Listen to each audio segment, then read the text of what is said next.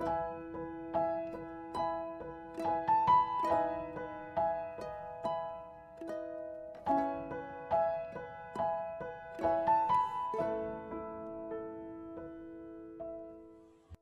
kita mendengar kebenaran malam ini, mari kita tundukkan kepala. Bapa di surga, mohon berkat-Mu turun atas kami. Khususnya adalah berkat kebenaran. Agar setiap kami mengerti bagaimana berkenan bagi Tuhan. Agar setiap kami mengerti bagaimana melayani Engkau dengan benar. Agar setiap kami mengerti bagaimana kami harus hidup. Ampuni segala kesalahan kami, layakkan setiap kami Tuhan untuk mendengar kebenaran-Mu. Pakailah mulut hamba-Mu untuk menyampaikan kebenaran ini. Hanya di dalam nama Tuhan Yesus kami berdoa. Amin. Amin. Selamat malam Bapak Ibu sekalian, Shalom. Malam ini adalah, saya yakin akan menjadi malam yang penuh berkat bagi Bapak Ibu sekalian. Sebab di dalam dunia kekristenan hari ini, banyak sekali yang perlu dikoreksi sebenarnya. Sebab kita itu melayani Raja kita di atas segala raja. Bukan melayani diri sendiri atau melayani organisasi gereja, ya. Nah, inilah yang kita harus belajar terus seumur hidup kita. Hidup ini sebenarnya seperti sekolah, seperti kuliah, disekolahkan oleh Tuhan. Sebenarnya begitu. Karena hidup kita di bumi ini tidak panjang, singkat. Hanya 70-80 tahun. Ya. Oke. Malam ini saya mau angkat satu topik yang sangat penting. Bapak Ibu harus catat baik-baik dan jangan lupa lagi. Ketika Tuhan Yesus mati di kayu salib, ya, kita baca dulu Yohanes 1 ayat 10 sampai 12. Yohanes 1 ayat 10 sampai 12. Coba ya, Yohanes 1 ayat 10 sampai 12. Saya bacakan ya. Ia telah ada di dalam dunia, ia di sini Tuhan Yesus. Dan dunia dijadikan olehnya. Jadi Tuhan Yesus adalah penciptanya. Tetapi dunia tidak mengenalnya. Tapi dunia nggak kenal penciptanya. Ayat 11. Ia datang kepada milik kepunyaannya. Tetapi orang-orang kepunyaannya itu tidak menerimanya. Banyak orang menolak maksudnya ya. Ayat 12. Tetapi, nah ini. Tetapi semua orang yang menerimanya diberi kuasa supaya menjadi anak-anak Allah. Yaitu mereka yang percaya dalam namanya. Tetapi bagi orang yang menerimanya diberi kuasa. Bapak Ibu, kalau membaca terjemahan bahasa Indonesia ini, diberi kuasa itu seolah-olah otomatis kita digerakkan Tuhan menjadi anak Allah. Padahal teks asli Alkitab, mestinya bukan kuasa terjemahannya. Teks asli Alkitab yang dipakai adalah exousia. Exousia itu lebih tepat diterjemahkan hak istimewa atau privilege atau right, special right. Ya. Hak istimewa, orang yang menerima Tuhan Yesus diberi hak istimewa. Supaya apa? Supaya bisa menjadi anak Allah. Jadi bukan diberi kuasa lalu kalau orang karismatik diberi kuasa, wah kita berkuasa, otomatis bisa ajaib jadi anak Allah. Bukan. Diberi pilihan, diberi kesempatan, diberi fasilitas, diberi kelebihan-kelebihan agar menjadi anak Allah. Ya, saya mau kasih satu ilustrasi. Bapak Ibu, seandainya Bapak Ibu semua mendapatkan satu voucher gratis untuk ikut kapal pesiar mewah. Ada yang pernah ikut nggak ya kapal pesiar mewah di sini? Nggak ada ya? Oh, nggak ada. Sama kalau gitu, saya juga belum. Tapi saya pernah diceritain oleh orang yang sudah pernah ikut. Jadi orang ikut pesiar mewah, kapal pesiar itu tidak merasa di kapal. Seperti di hotel. Di dalamnya ada mall, toko-toko, ada restoran, ada kolam renang bahkan. Jadi enak sekali. Bayangkan kalau kita diberi voucher gratis untuk ikut kapal pesiar mewah. Senang dong, satu keluarga kan? Senang. Kita semua pergi ikut kapal pesiar mewah ini. Sudah berenang dan sebagainya gitu. Udah capek malam hari tidur. Besok paginya bangun, lapar dong, kan masih pagi. Begitu lapar, sang suami atau ayah dari anak-anak ini keluar dari kamar, dia cari-cari restoran. Dia lihat satu restoran di kapal itu, waduh ini mewah banget nih, ini pasti mahal ini harganya. Lalu dia balik ke kamarnya, dia seduh mie instan, tradisi. Padahal di vouchernya itu ada tulisan, termasuk makan sepuasnya. Inilah orang-orang yang tidak tahu haknya. Tidak menggunakan haknya dengan benar. Jadi hak itu diberikan, bukan otomatis, nanti diantar di kamar. Enggak. Ya pergi ke restoran itu, tunjukkan saja vouchernya. Jelas ya maksudnya ya. Jadi orang Kristen juga demikian. Orang Kristen itu diberi orang percaya maksudnya, bukan orang Kristen. Sebab tidak semua orang Kristen percaya. Agamanya saja yang Kristen. Mulutnya saja yang mengaku percaya. Perbuatannya persis orang dunia. Fasik, pelit, jahat terhadap sesama. Tidak percaya Tuhan. Takut sama setan. Semuanya tidak cocok dengan deskripsi iman yang benar. Nah, ini dia. Ya. Jadi, kalau orang percaya diberi fasilitas atau hak istimewa, harus tahu apa itu hak istimewanya. Nah, banyak orang nggak tahu bagaimana mau menggunakan, tahu aja tidak. Nah, malam ini, Bapak Ibu kan sebagian besar pelayan-pelayan Tuhan nih ya, aktivis ya. Nah, harus tahu hak istimewa yang diberikan Tuhan atas kita semua. Dicatat, yang pertama, Tuhan mati di kayu salib, menebus dosa kita semua. Semua.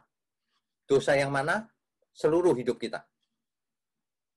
Siapa yang ditebus? Semua manusia. Ditebus dosanya. Artinya, kita semua kesalahannya dimaafkan. Diampuni. Ada di antara kita yang tidak pernah buat salah? Pasti tidak ada. Semua pasti pernah buat salah. Diampuni. Ingat baik-baik. Jadi kalau Tuhan Yesus mati di kayu salib, itu agar kita dosanya diampuni. Bapak Ibu kalau mendengar firman ya, jangan begini. Amin. Sudah, terus amin doang. Tidak ada dampaknya dalam hidup kita. Sesungguhnya kebenaran itu harus berdampak. Kalau enggak, percuma dikasih hak istimewa. Kalau Tuhan Yesus mati di kayu salib, mengampuni dosa kita, berapapun dosanya, apapun bentuk dosanya, apa dampaknya dalam hidup kita? Harus dipersoalkan. Apa dampaknya? Kalau Tuhan mengampuni kita, dampaknya yang pertama, kita pun harus mengampuni diri sendiri.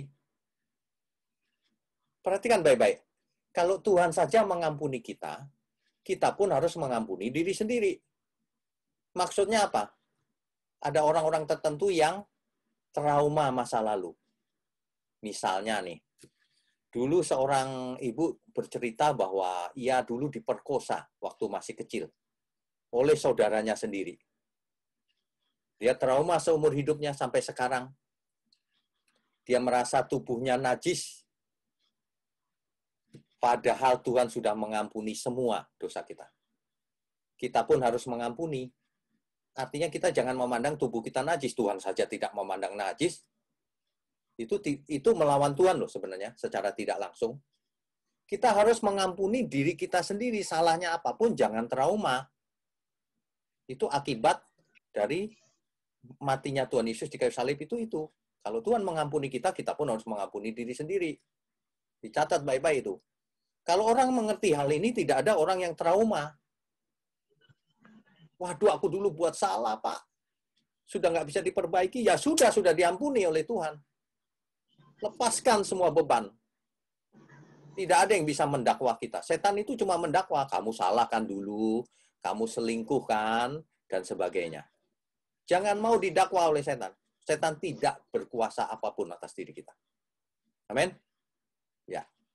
Oke, yang berikutnya. Jadi kalau Tuhan mengampuni kita, apa dampaknya dalam diri kita?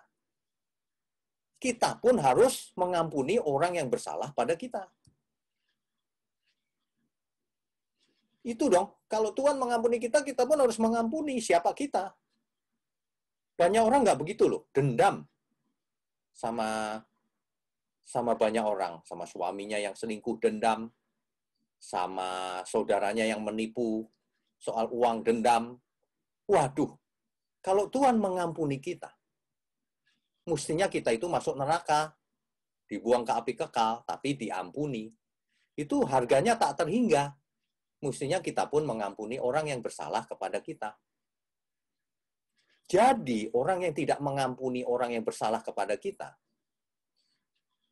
dia tidak diampuni oleh Tuhan. Perhatikan baik-baik. Orang yang dendam terhadap sesamanya sampai mati, dia tidak diampuni oleh Tuhan. Tuhan Yesus mengajar doa bagaimana?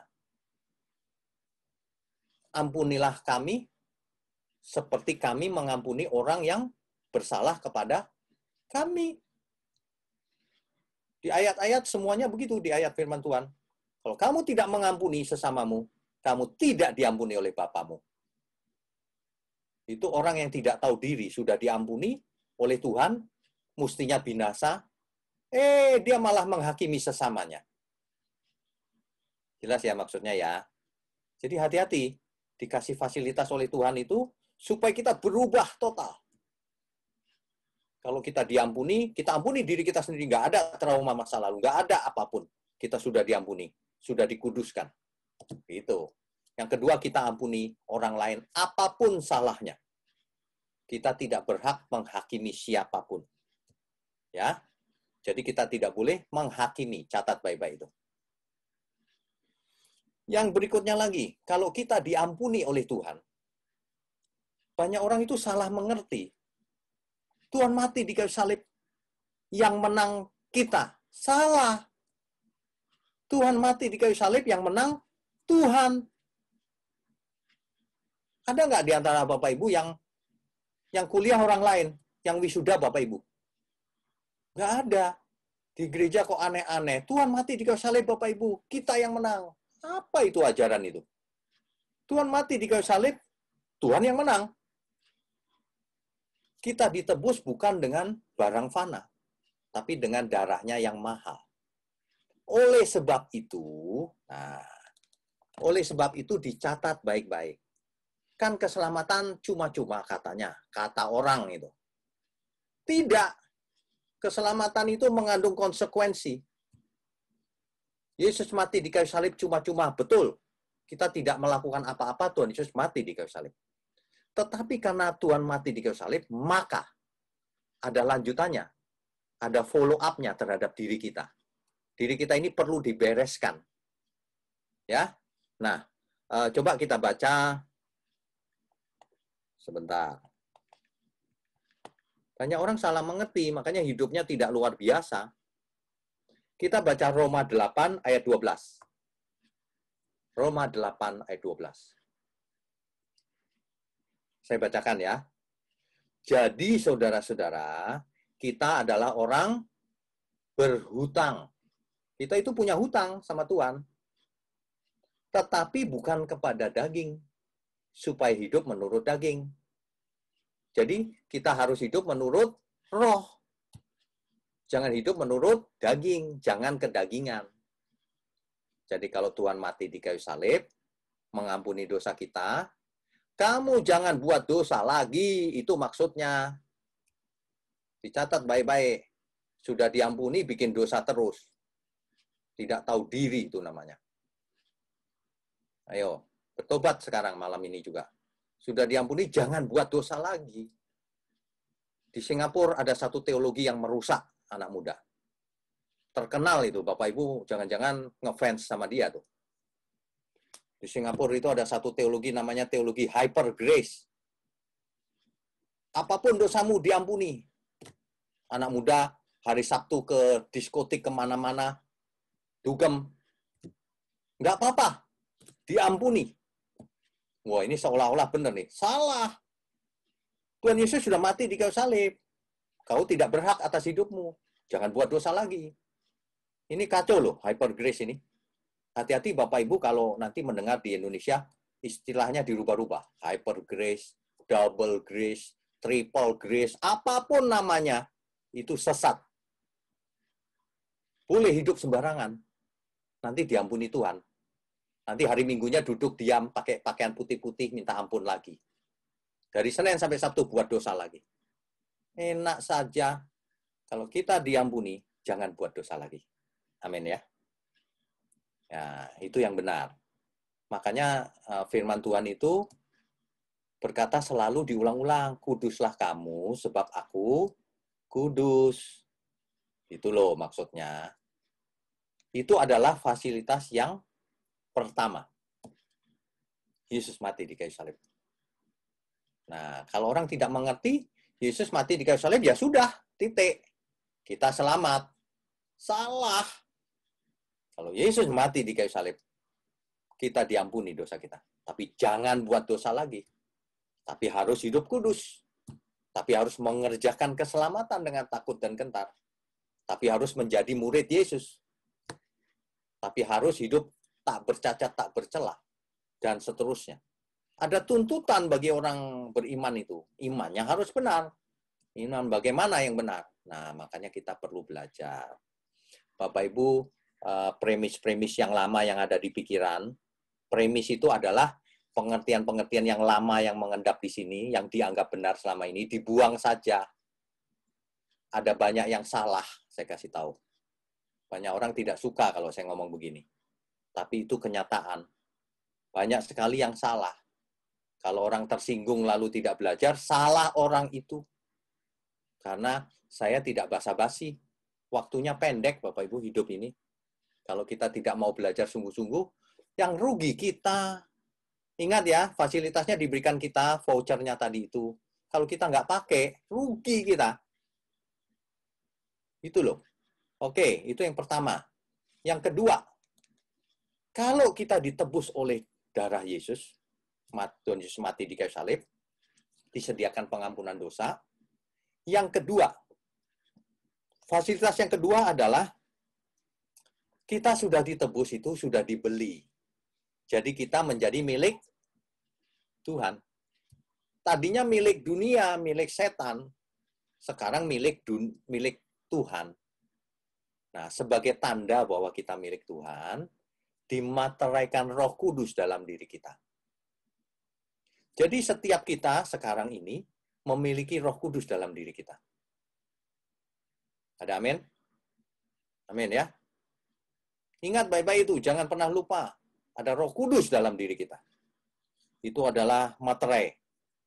Nah, Roh Kudus dalam diri kita itu bukan ditaruh Tuhan, diutus Bapa dan Tuhan Yesus ke dalam diri kita itu untuk jadi penonton. Bukan. Roh Kudus ini akan memimpin kamu ke dalam seluruh kebenaran. Roh Kudus akan mengarahkan kita kepada kebenaran yang utuh, bukan sebagian.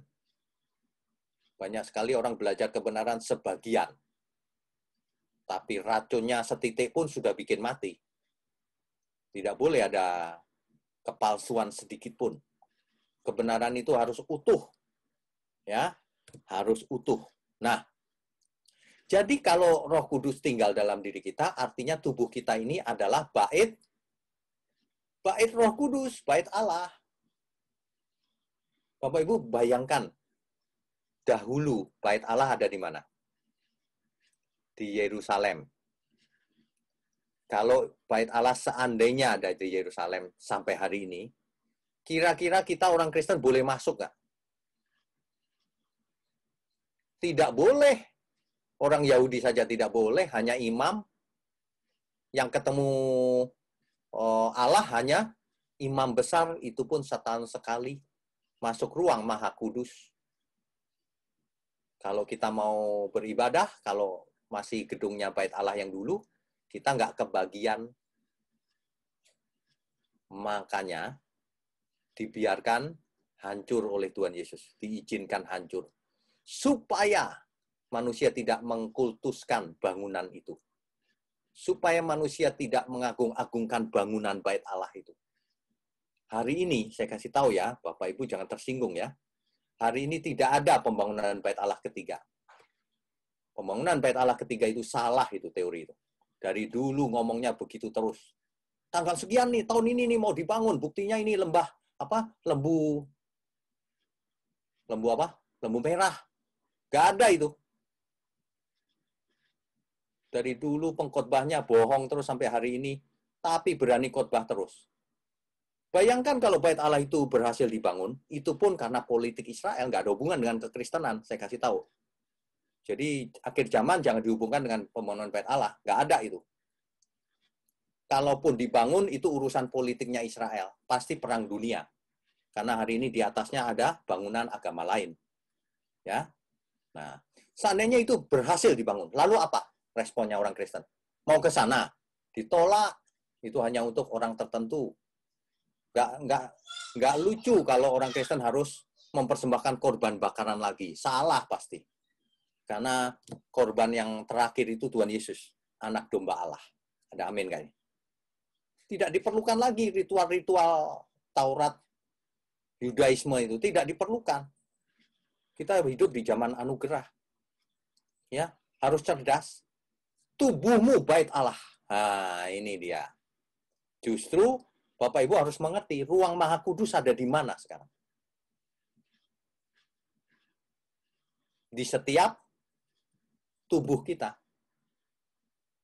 Ruang Maha Kudus ada di setiap tubuh kita, karena tubuh kita ini bait Allah. Nangkap ya maksudnya ya? Makanya roh Allah ada dalam diri kita, karena ruang Maha Kudus ada dalam diri kita. Makanya firman Tuhan berkata, kuduslah kamu, sebab aku kudus. Karena Roh Kudus ada dalam diri kita, kita harus kudus. Kalau enggak nanti ditinggal loh. Kalau hidupnya najis terus. Jelas ya maksudnya ya? Oke. Nah, ini luar biasa loh. Banyak orang nggak jadi luar biasa. Karena pengertiannya salah, hidupnya nggak benar akhirnya. Fokusnya bukan kebenaran. Fokusnya ke tempat lain. Berkat-berkat dunia, kesembuhan tubuh, fisik, yang bukan tujuan primer. Ini pembelokan-pembelokan ini. Yang di gereja menciptakan sistem-sistem seperti dagang, kasih perpuluhan nanti dibalas Tuhan. Yang begitu-begitu tuh yang ditekankan. Nggak ada di Alkitab. Nanti boleh kita tanya jawab ya, Bapak Ibu jangan marah dulu ya. Saya itu kalau ngomong tuh kadang-kadang memang ceplos-ceplos, tapi itu benar. Bapak Ibu boleh tanya apa saja. Tapi kita selesaikan dulu ya fasilitas yang diberikan Tuhan ini. Ini luar biasa loh. Kalau Roh Kudus diberikan pada diri kita dan tubuh kita menjadi bait Roh Kudus, apa dampaknya? Jadi Bapak Ibu harus belajar mulai sekarang, kalau mendengar firman atau kebenaran, harus bertanya apa dampaknya dalam hidupku. Jadi aku harus bagaimana meresponi kebenaran itu. Begitu, jangan diam aja, amin, ya udah nggak ada apa-apa gitu. Kalau Roh Kudus tinggal dalam diri kita, apa dampaknya? Coba dipikir baik-baik. Kalau ada Roh Kudus dalam diriku, satu, aku takut berbuat dosa. Iya dong, lah ada Roh Kudus kok berani lirik-lirik istri orang? Kok kau berani lirik-lirik suami orang? Ada Roh Kudus dalam dirinya kok berani kau lirik-lirik tas mewah hanya mau sok-sokan. Itu kan aneh. Itu orang tidak tahu diri juga itu. Manusia dikasih anugerah tidak tahu diri. Tidak bisa memposisikan dirinya sebagai ciptaan, sebagai manusia yang harus berkenan bagi Tuhan. Kalau ada Roh Kudus, Roh Allah dalam diri kita, yang pertama kita takut berbuat dosa, sudah pastilah. Yang kedua, kita tidak takut apapun. Lah Roh Allah sudah ada dalam diriku. Banyak orang itu ya, waduh, itu tempat angker tuh. Takut aku. Waduh. Kalau orang Kristen ya, masuk lewat kuburan angker, gayanya itu panggil nama Yesus. Darah Yesus. Padahal kakinya gemetar. Itu sebenarnya apa itu? Itu karena pikirannya tidak merasa bahwa ada Roh Allah dalam dirinya. Kalau kita merasa ada Roh Allah dalam dirinya, lewat kuburan angker, kayak lewat setan, kayak nggak takut kita. Benar nggak saya ngomong? Ada amin nggak? Bapak Ibu tahu nggak? Saya sudah sering menghadapi ahli tenaga dalam, tukang ramal, dukun, dan sebagainya. Mereka nggak berdaya. Bukan karena hebatnya saya, bukan. Karena kuasa Tuhan mengalir lewat hidup kita. Amin ya. Suatu hari ada satu gudang. Di situ satpamnya nyerah. Kenapa? Kalau malam hari barangnya pindah-pindah. Waduh, ini pasti roh jahat ini. Ya saya samperin aja. Saya tutup gudang itu biar nggak ada yang lihat. Saya nggak mau ditonton banyak orang. Saya tantang aja. Hai roh-roh jahat, keluar kalau berani. Nggak ada yang berani itu sama saya. Sampai hari ini. Setan keluar ke sini kalau berani sama saya. Nggak ada yang berani. Kenapa? Karena ada Roh Allah dalam diri kita. Katakan amin. Nggak usah pakai minyak urapan segala. Kristen seperti dukun. Nggak pakai minyak urapan, itu ada Roh Allah dalam diri kita. Nggak perlu. Apapun tidak diperlukan. Yang penting kita hidup kudus. Wow, itu dahsyat kuasanya. Jangan menggantungkan diri pada minyak urapan, air suci, Alkitab, salib, barang-barang yang seolah-olah rohani. Kalau kita pakai minyak urapan untuk mengurapi orang sakit, boleh. Sebagai lambang kan. Tapi jangan berpikir, wah ini banyak kuasanya ini. Tuhan sedih loh. Yang banyak kuasanya itu kita harus jadi anak-anak Allah. Bukan benda-benda itu, jadi jimat itu nanti. Kalau ada yang masih menyimpan begitu-begitu, dibuang aja kalau jadi jimat. Tapi kalau disimpan hanya untuk nanti perjamuan kudus, nanti mengunjungi orang sakit, boleh. Tapi jangan ada hati kita di situ, itu yang kusimpan itu mengandung kuasa itu. Salah, itu jimat namanya. Yang mengandung kuasa itu Tuhan Yesus. Melalui hidup kita. Ada Roh Allah dalam diri kita. Bait Roh Kudus. Jadi kalau ada Roh Kudus dalam diri kita, yang pertama kita takut berbuat dosa. Yang kedua, kita tidak takut apapun. Mau setan, gondoruo, apapun. Jadi kalau ada rumah tetangga yang angker, kecil. Jangan takut apapun. Bahkan saya, kalau ada setan lewat pun, saya cuekin. Nggak takut. Anggap aja kecoa lewat. Pernah suatu hari di Bali, saya nginep di hotel, jam 3 pagi itu, tiba-tiba saya bangun, ada yang lewat soalnya. Di kamar saya kok ada yang lewat, saya bangun. Istri saya masih tidur. Saya tahu tuh, di pojokan situ ada yang lewat. Saya diem aja, nggak usah ditengking-tengking, ngapain kecoa lewat. Saya diem aja. Awas kalau berani mendekat. Rupanya dia pergi. Nggak ada yang berani sama kita. Kalau cuma lewat, ya biarin aja lah. Ngapain dikejar-kejar? Nggak usah. Ya, mengerti ya maksudnya ya? Jadi kalau ada Roh Allah dalam diri kita itu milik Tuhan. Kalau kita milik Tuhan, aduh Tuhan, aku tidak mau hidupku mendukakan Tuhan. Aku tidak mau hidupku tidak berguna bagi pekerjaan Tuhan. Aku mau mempersembahkan hidupku bagi Tuhan. Aku mau ikut serta dalam pekerjaan Tuhan, yaitu keselamatan banyak jiwa. Aku mau menjadi sumber berkat seperti Tuhan menjadi sumber berkat. Amin nggak ini? Jadi Bapak Ibu, bertobat tuh yang ngasih perpuluhan lalu dibalas Tuhan. Maaf ya, itu tidak sopan. Kita semua pernah buat salah, tapi jangan diteruskan. Kalau kita beri perpuluhan, itu pun belum cukup. Karena seluruh tubuh kita milik Tuhan. Jangan hitung-hitungan sama Tuhan. Kasih 1/10 boleh. Tapi jangan minta dibalikin. Itu bukan persembahan namanya kalau dibalikin. Jangan coba-coba berhitung sama Tuhan. Kita itu harus hormat sama Tuhan. Kalau menyebut nama Tuhan saja, kalau orang Israel itu Adonai. Nggak berani. Di sini orang kesandung dikit, Yesus. Mau makan nggak bener, Yesus. Menggunakan nama Tuhan sembarangan. Harus bertobat. Ya, oke. Fasilitas yang kedua yaitu Roh Kudus ya. Fasilitas yang ketiga. Kalau kita semua sudah ditebus, menjadi milik Tuhan, dimateraikan tubuh kita menjadi bait Allah, tapi mindset kita kan belum berubah, pola pikirnya. Kalau pola pikir nggak berubah, kelakuan nggak berubah, loh. Karakter nggak berubah.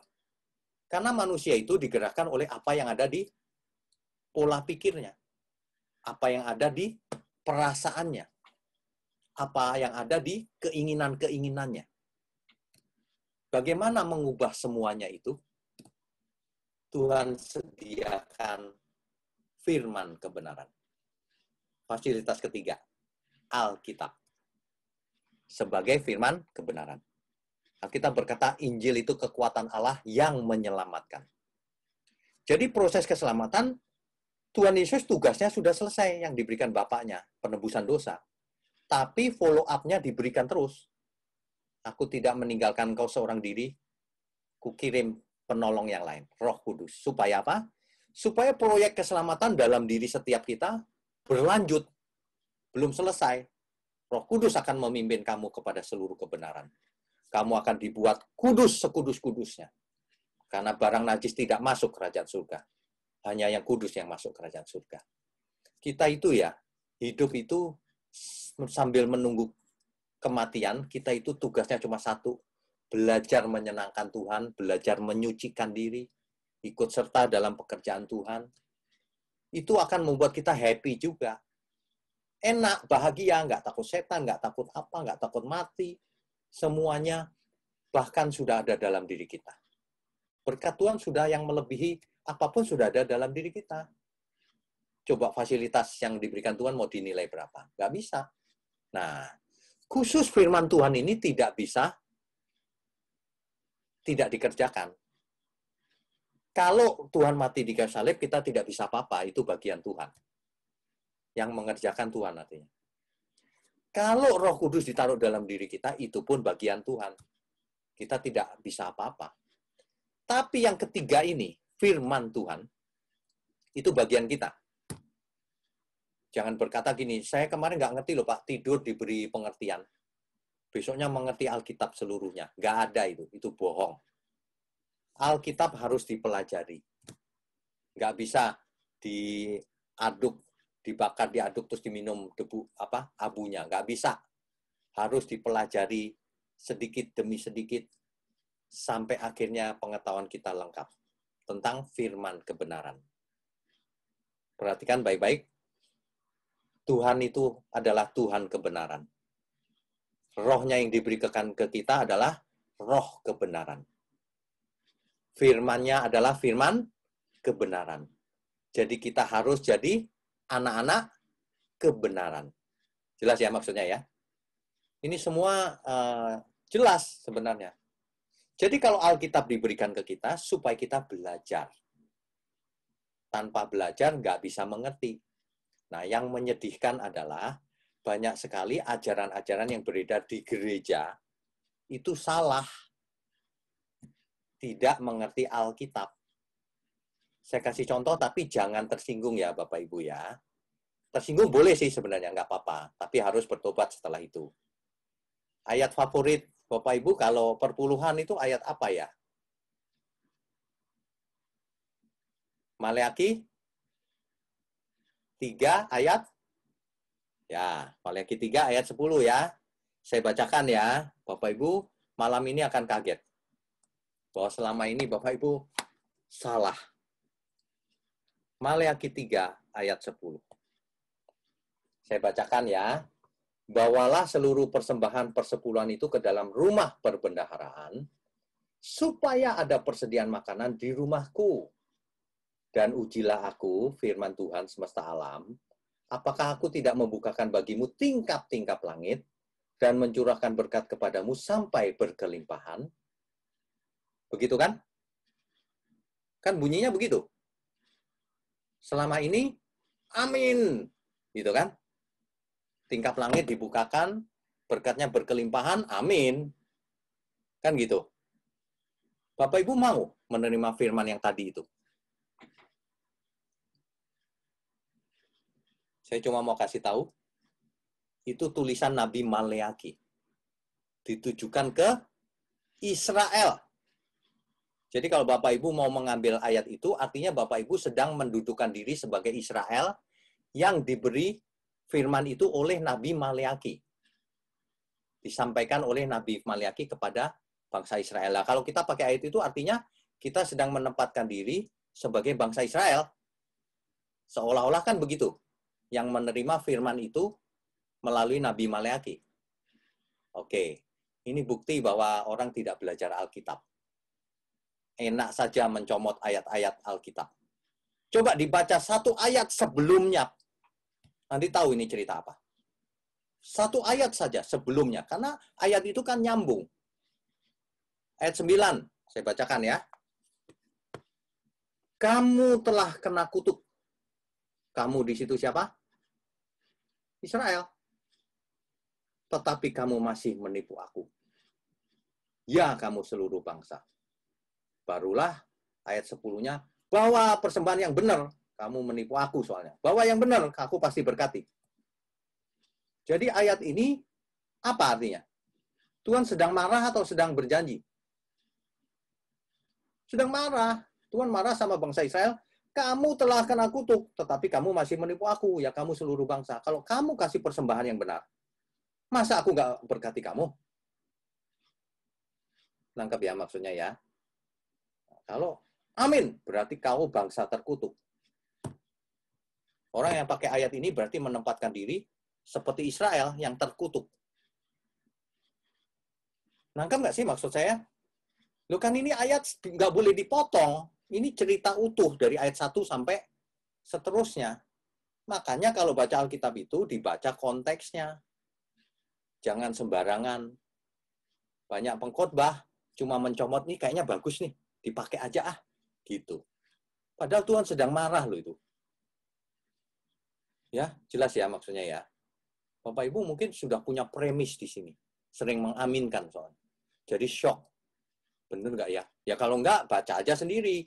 Tulisan itu Tuhan lagi marah atau lagi senang terhadap yang ditegur. Lah kok kita menempatkan diri di situ? Berarti kita mau menjadi bangsa terkutuk tuh, yang menipu Tuhan. Ada yang ngomong begini ya Mas, tapi saya nggak begitu Pak. Saya cuma mau ngambil 10, ayat 10-nya saja. Terserah situ. Kau mau suka-suka sendiri artinya. Ini firman Tuhan nggak boleh suka-suka sendiri. Kalau suka-suka sendiri ya pilih aja seluruh ayat yang enak-enak tok. Makanya hidupmu nggak luar biasa. Biasa-biasa saja. Karena kau nggak ngerti firman. Karena firman inilah yang mengubah pola pikir. Yang mengubah perasaan, yang mengubah hati kita, sikap hati kita. Yang mengubah seluruh hidup kita menjadi luar biasa. Di dalam badai sekalipun aku tidak takut bahaya. Itu firman.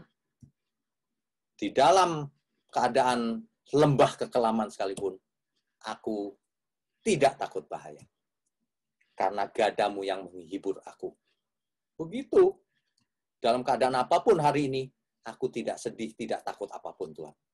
Asal ada makanan, pakaian, cukup.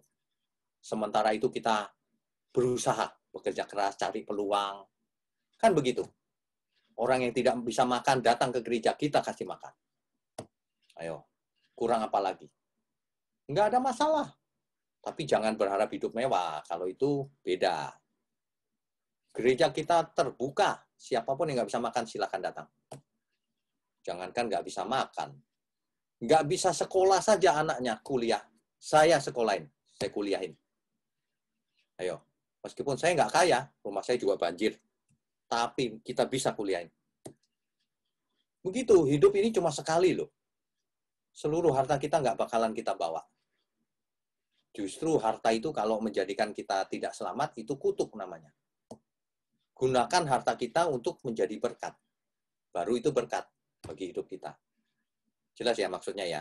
Tuhan tidak anti kekayaan. Yang Tuhan anti adalah kalau manusia mencintai uang. Sebab akar segala kejahatan adalah bukan uang, cinta akan uang. Nah, ini beda loh. Ya, jangan salah mengerti loh. Kita tidak anti perpuluhan, tidak. Tapi yang benar sikap hatinya kalau lagi memberi. Memberi berapapun sebenarnya tidak bisa lunas kepada Tuhan. Dan Tuhan tidak inginkan uang kita sebenarnya. Tetapi yang Tuhan inginkan itu hidup kita, roh kita, jiwa kita. Supaya nanti pulang ke surga gitu loh. Ada amin ya. Nah, jadi firman itu harus dimengerti dengan benar. Tidak bisa asal comot. Nanti salah. Kalau firman itu salah, hidup kita tidak berubah. Kalau firman itu dimengerti dengan benar, hidup kita berbuah-buah, ada yang 30 kali, ada yang 60 kali, ada yang 100 kali. Itu baru benar. Karakter kita akan berubah, akan menjadi luar biasa. Orang akan melihat bedanya. Ini dia anak Allah. Begitu. Tidak semua orang Kristen anak Allah. Tidak semua pendeta adalah hamba Tuhan. Banyak yang adalah hambanya dirinya sendiri. Mestinya kita semua hamba Tuhan. Ingat, jangan pernah berpikir bahwa Bapak Ibu bukan hamba Tuhan. Hanya gara-gara bukan pendeta. Pendeta belum tentu hamba Tuhan. Ya, Bapak Ibu sudah ditebus, sudah menjadi milik Tuhan. Artinya semua kita hamba Tuhan. Sebab kalau kita bukan hamba Tuhan, lalu hamba siapa? Mengerti ya maksudnya ya? Kita semua harus merasa memang hamba Tuhan. Meskipun bukan pendeta. Karena sudah ditebus. Tuhan kita ya Tuhan. Gitu loh. Amin ya. Nah, gunakan fasilitas yang diberikan Tuhan. Yang ketiga tadi apa? Firman kebenaran. Usahakan mengerti Alkitab dengan konteks yang benar. Di Indonesia beredar teologi kemakmuran. Ini sudah parah. Banyak gereja besar teologinya kemakmuran. Kalau kau diberi, dibalas Tuhan berlipat ganda. Kayak pelipat gandaan uang gitu. Sikap hatinya jadi salah. Kalau kamu ikut Tuhan, punya rumah di bumi, punya rumah di surga. Salah itu. Punya rumah di surga pasti. Punya di rumah di bumi belum tentu. Ada banyak hamba Tuhan yang kesulitan hari ini ekonominya. Apakah dia berdosa? Tidak, tidak ada hubungan. Memang ekonomi lagi sulit. Kita harus benar loh. Ya, kalau enggak kita jadi sandungan nanti. Ya. Oke, jadi firman Tuhan harus diartikan sesuai konteks. Bapak Ibu meskipun tidak sekolah teologi, harus mengerti prinsip hermeneutik yang mendasar.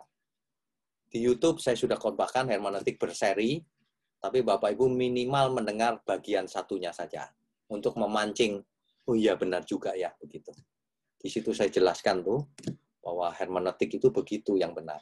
Banyak yang salah selama ini. Ya. Fasilitas yang terakhir yang keempat. Roma 8 ayat 28. Roma 8 ayat 28. Allah turut bekerja dalam segala hal untuk mendatangkan kebaikan. Apa artinya? Artinya segala sesuatu yang terjadi dalam hidup kita, pengalaman kita, itu mendatangkan kebaikan. Ketika kita ditipu orang, maka kita belajar bagaimana mengampuni. Ketika orang yang kita kasihi berkhianat, maka kita belajar bagaimana rasanya dikhianati. Dan bagaimana kita harus mengampuni dia. Segala sesuatu mendatangkan kebaikan. Tetapi hanya bagi mereka yang mengasihi Tuhan. Kalau orang tidak mengasihi Tuhan, segala sesuatu tidak mendatangkan kebaikan. Nah, kebaikan di sini jangan diartikan harta ya. Dibuang itu, soal harta itu. Kebaikan di sini tentu soal karakter. Soal keselamatan jiwa. Nah, jadi minimal ada 4 ini. Fasilitas atau exousia. Kalau kita sudah diberi fasilitas seperti ini, tinggal giliran kita. Bagian Tuhan sudah dilakukan semua. Sekarang bagian kita, apakah kita mau menjadi anak Allah atau tidak. Saya akan sharingkan satu screen. Bapak Ibu perhatikan gambar ini. Gambar ini menjelaskan apa yang saya jelaskan tadi ya. Sebentar.